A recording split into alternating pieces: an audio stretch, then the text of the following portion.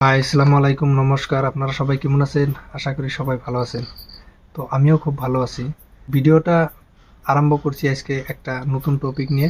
যে টপিকগুলো হইলো যে ইন্ডিয়ার মধ্যে অনেকগুলা ডেভেলপমেন্ট হইতেছে, ইন্ডিয়ার মধ্যে অনেক ডেভেলপ হইতেছে, সেই ডেভেলপের কিছু কথা আলোচনা করবো আজকে এই ভিডিওতে। ইন্ডিয়ার মধ্যে অনেকগুলো ডেভেলপমেন্ট হইতেছে, তার মাঝে কিছু ডেভেলপের কথা আলোচনা করব। তার মাঝে একটা ডেভেলপ হইলো যে অল্প কয়েকদিন আগে গ্যাসের দাম আসিল কয় টাকা আর এখন হয়েছে কয় টাকা। অল্প কয়েকদিন আগে গ্যাসের দাম আসিল ৯০ থেকে ১০০০ টাকা, আর এখন গ্যাসের দাম হয়েছে ২০০০ থেকে ২৫০০ টাকা। তাহলে এটা একটা মানে উন্নত রাস্তা, মানে এটা উন্নত হইতেছে। আপনারা তো বুঝতেই পারতেছেন যে এটা কিরকম উন্নত হয়েছে।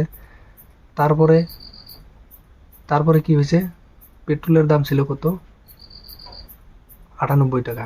৯৮ টাকার থেকে এখন হয়েছে ১০৩ টাকা। এটা তো অনেক মানে ডেভেলপ হয়েছে, অনেক ডেভেলপ হয়েছে। তো যারা অন্ধভক্ত আছেন তাদেরকে বলি, তোমরা এখন গাড়ি চালাবে না, তোমরা এখন কি করবা, হাইটে হাইটে যাবে। যদি কোনোখানে যাওয়ার দরকার হয়, অফিসে যদি যাওয়ার দরকার হয় হাইটে হাইটে যাবে, কোনোখানে যাওয়ার যদি প্রয়োজন হয় তাহলে হাইটে হাইটে যাবে। আমি সেই অন্ধভক্তদের বলতেছি, যারা একটা টাইমে অনেক লাভ পাচ্ছিল, সেই অন্ধভক্তদের বলতেছি তোমরা এখন হাইটে হাইটে যাবে। আর সেই অন্ধভক্ত আরেকটা কথা বলি যে তোমরা যে রেস্টুরেন্টে ভালো ভালো খাবার খাও,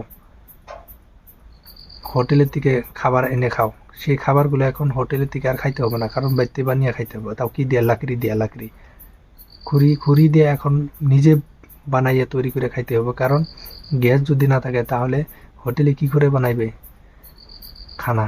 কি করে বানাইবো খানা? হোটেলে বানিয়ে নেওয়ার কোনো সুবিধা নাই। তো মিঠা তেলের দাম আসলেও কত, আর এখন কিরম কত হয়েছে? এটা তো অনেক বৃদ্ধি, এটা তো অনেক মানে ভালো হয়েছে আরো। কারণ এখন মিঠা তেলের দাম বাড়ছে না, লাগিয়ে বেশি করে দিলে বেশি দূর যাবে এখন। সেই জন্য মিঠা তেলটার দাম বাড়িয়ে খুব ভালো করছে। তো বন্ধুরা, ভিডিওটা যদি ভালো লাগে আপনারা লাইক করুন, শেয়ার করবেন, চ্যানেল নতুন হলে একটা সাবস্ক্রাইব করবেন। Thank you for the watching my video. রাগ করলা।